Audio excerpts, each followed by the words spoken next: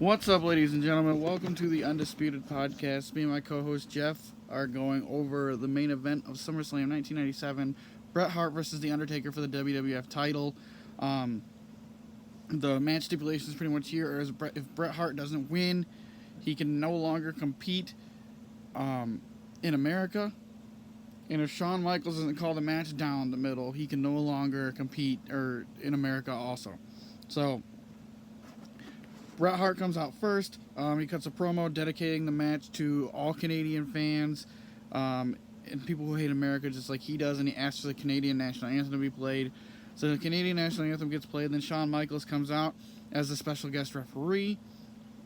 And then Taker comes out next. The entire entrance scene takes like 15 minutes. Before the match gets started, Bret takes the belt from Shawn and hits the Undertaker, and then starts beating the Undertaker early on. Hart tees away on the Undertaker in the corner. Undertaker grabs him by his neck, throws him into the corner, and then does these ends up doing the same thing to Bret Hart. They go outside the ring, and Taker slams Bret Hart into the barricade and then into the ring post. Undertaker goes to clothesline him into the ring post.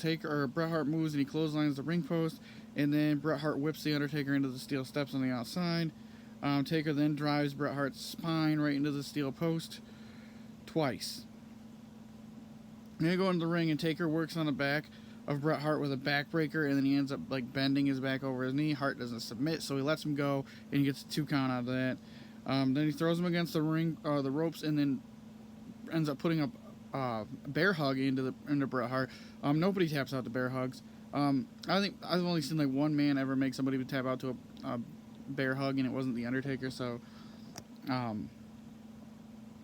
he ends up letting go of Bret Hart, and then he hits right hand, knocking him down, and then he misses an elbow drop. They both get back up. Taker ends up going for a big boot. Bret Hart slides underneath and then starts to go to work on the Undertaker's leg. Typical Bret Hart 1997 fashion. He ends up putting the figure 4 in on the Undertaker. He works the leg for several minutes. While the figure 4 is applied, the Undertaker notices, as he's writhing in pain, notices Paul Bearer walking to ringside. Taker ends up flipping the figure 4 to reverse the pressure on the Hart, and then Hart releases the hold, and then Taker goes to work on Bret Hart's knee, and while he's going to work on his knee, he ends up taking a break, jumps outside the ring, and assaults Paul Bearer, starts punching Paul Bearer.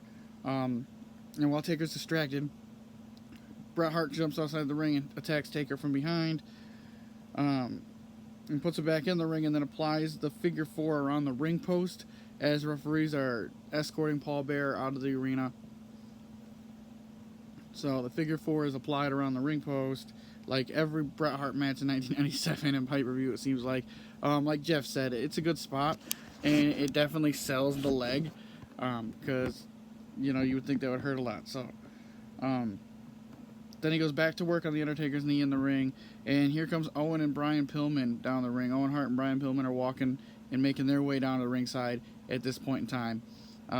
So we all know this spells trouble for the Undertaker at this point.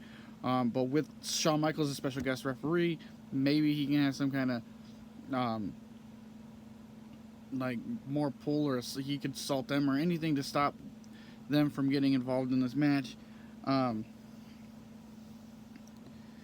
Bret Hart pulls the Undertaker's legs around the post again and then slams his knees into the ring post, and then he goes right back to work to the knee.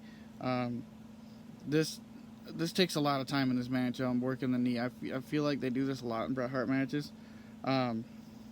So Taker ends up avoiding one of Bret Hart's knee moves, gets to the outside and starts beating up Owen and Brian Pillman on the outside. Taker gets in the ring and chokeslams Bret Hart, and looks like he's got Bret Hart beat, but Shawn Michaels is outside with Owen and Pillman after they got assaulted and is trying to get them to the back.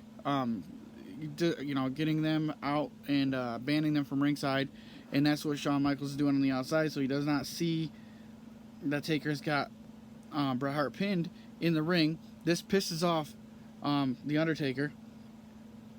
The Undertaker gets a little physical with Shawn, and then Bret Hart takes advantage of that by rolling up the Undertaker Unfortunately, he only gets a 2 count on that. Then he hits a right hand on Bret Hart again, knocking him to the ground. They go outside the ring, and Hart drives Taker's spine right into the ring apron and then into the ring post.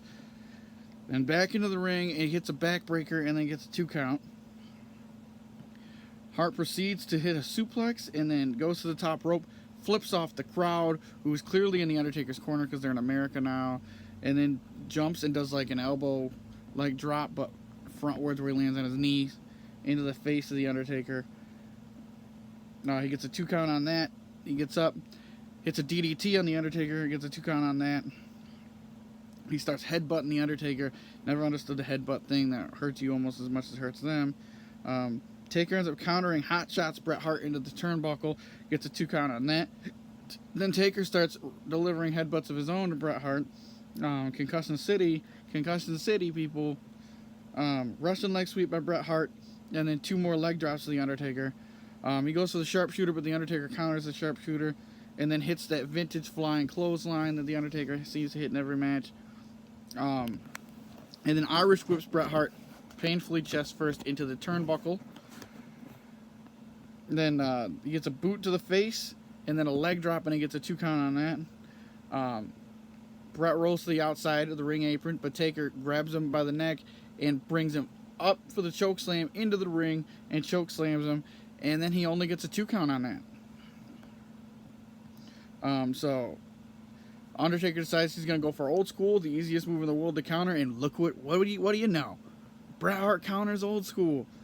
And then he goes up for a superplex. They kind of botch it a little bit. Undertaker slips and falls, but he ends up getting it, superplexing the Undertaker into the ring. And then Bret Hart puts on the sharpshooter on the Undertaker. Taker just powers out, like uses his legs just straight power out of the sharpshooter, and then hits a clothesline on Bret Hart. Then signals for a tombstone. He goes for a tombstone.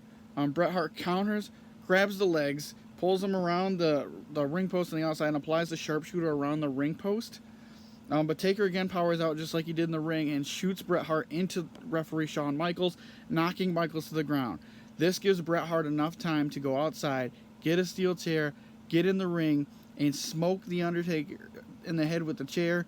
Shawn Michaels now gets up, as he's not as fragile as the rest of the referees, and counts the pinfall, but only a 2 count. Undertaker kicks out. Shawn sees, as Bret Hart throws Undertaker into the turnbuckle and starts stomping on his chest, Shawn sees the chair in the corner and decides to pick it up and question Bret Hart on why if he used the chair or whatnot. They start arguing. You can actually hear Bret Hart say, "Fuck you," and then he spits on Shawn. It pisses Shawn off. Shawn goes to swing the chair to hit Bret Hart. Bret Hart ducks, moves out of the way. Shawn smokes the Undertaker in the head with the chair, and Bret immediately goes for a cover. And based on the stipulations of this match, Michaels has to count the pinfall, and it's a 3 count. Bret Hart wins the WWF Championship with accidental assistance by Shawn Michaels. This has the Undertaker pissed off. He goes after Shawn Michaels to the back. Bret Hart celebrates. The American crowd's not happy, and they're throwing stuff into the ring. My take on this match is there was several slow parts in this match that kind of dragged it out, but I think overall it was a really good match. You really didn't know who was going to win the entire time because you knew Shawn Michaels didn't want Bret Hart to win, but Bret Hart's cronies kept coming down to the ring, and Paul Bearer coming down to the ring, and all that type of stuff for the Undertaker. So it was shocking the way that it ended. I didn't see it ending like that, but it sets up the next feud for Shawn Michaels and the Undertaker. I will give this match a 7 out of 10. It was a very strong main event. A lot of time wasted with working the leg. I feel like they did. Working the leg is good, but I feel like they spend too much time working on the leg in here that it kind of makes the match kind of a bore sometimes. Back in the day, so. I think they need to do a little bit less that, but there were never really any oh my god moments other than the Shawn Michaels accidentally hitting the Undertaker with a chair to like raise that to like a 9 or a 10. I think a 7. Actually, I'll bump it to a 7.5 because it was a really strong main event. I would say there was nothing disappointing about this match. I feel like the right man won here. Taker had the belt for a little while now. Bret was the biggest heel in the business at the time. So I feel like getting him the belt was great. Sets up the seeds. The storytelling was great. Sets up the seeds for Shawn Michaels Undertaker rivalry now. So we'll continue to follow along as this goes, because I'm sure we'll be calling most of the main events. I would think one of us usually picks the main event. So we'll kind of see where this goes. We'll see what Jeff has to say on this. Thanks, guys.